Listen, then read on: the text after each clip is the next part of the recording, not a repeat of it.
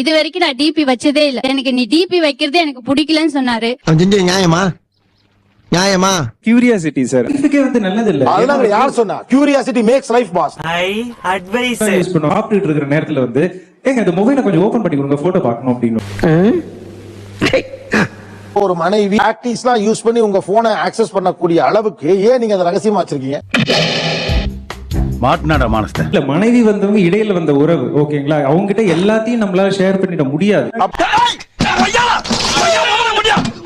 எல்லாத்தையும் எல்லாரையும் ஷேர் பண்ண முடியாது. உங்களுக்கு இடையில வந்த உறவுங்கிறீங்க, அப்ப நடுவுல வந்ததுனால ஃபுல்லா ஷேர் பண்ண முடியாதுங்கிற லாஜிக்கே இல்லையே. கொஞ்சமாவது மனசாட்சியோட தான் பேசுறியா? இதுல என்ன லாஜிக் இருக்கு? பாஸ் ஒண்ணே ஒண்ணுதான், நான் வரிசையா அடுத்தடுத்து கேட்பேன். நீங்க உங்க மனைவி டிபி வைக்க கூடாதுங்கிறீங்க. சொல்றேன், மக்களுக்காக சொல்றேன். ஏன் அவங்களை வைக்கணும்னு கேள்வி கேட்டதுக்கு அவங்க டிபி வைக்கணும்ன்றதுக்கான சரியான காரணத்தை எனக்கு சொல்லல. இதெல்லாம் ஒரு காரணம். நீங்க டிபி வச்சிருக்கீங்களா இல்லையா? வச்சிருக்கேன். ஏன் நீங்க மட்டும் வச்சிருக்கீங்க? என்ன நம்ம பேசுறான் அதனால ஒருவேளை உங்களுக்கு வாட்ஸ்அப்பை பயன்படுத்துவது எப்படிங்கிற பரீட்சையில் நீங்க பாஸ் ஆயிருக்கீங்களா?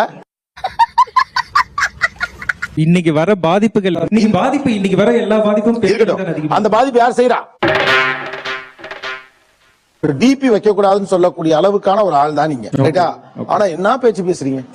நல்லா வாயில வந்துரும். எல்லாம் சின்ன வயசுலயே கள்ளி பால் கொடுத்து கொண்டிருக்கணும்டா. லாக்ல தான் சார் இருக்கும். அவசரத்துக்கு ஒரு கால் பண்ணணும்னா கூட லாக் சொல்ல மாட்டா சார். இதான் சார் நம்ம பையன் புத்திங்கிறது. டெய்லி ஒரு லாக் சேஞ்ச் பண்ணிட்டே இருப்பார். புரியல இப்போ என்னங்க எனக்கு ஒண்ணுமே புரியல. எனக்கும் புரியல. அதை கேட்டுக்கிட்டு அதை செய்யணும்னு ஆசைப்படுற ஒரு மனைவி கிட்ட, இன்னசென்ட்டான பொண்ணு கிட்ட நீங்க எதையும் ஷேர் பண்ண மாட்டீங்க. நம்ம ஒழுங்கா நடந்துக்கும் போதே நம்மள சந்தேகப்படுறாங்களோ, இதுக்கு நம்ம தீனி போடக்கூடாது. நீ பொழைச்சுக்கோடா, நீ பொழைச்சுக்கோ. என்னன்னு கேட்டா, நான் சொன்ன தப்பான நீங்க குடும்பம் நடத்துங்க பாஸ், அது பெட்டர். நீங்க பாடம் நடத்துறீங்க.